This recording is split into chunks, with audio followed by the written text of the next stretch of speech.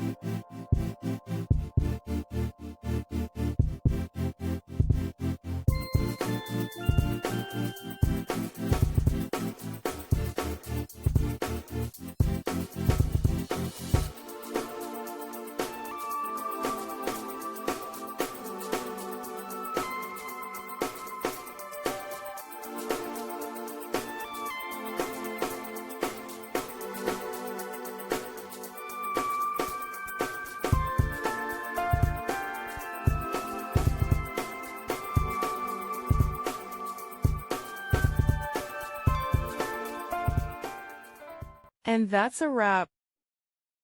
I hope you found the answer you were looking for. If you did, take a second to hit that subscribe button. It really helps out.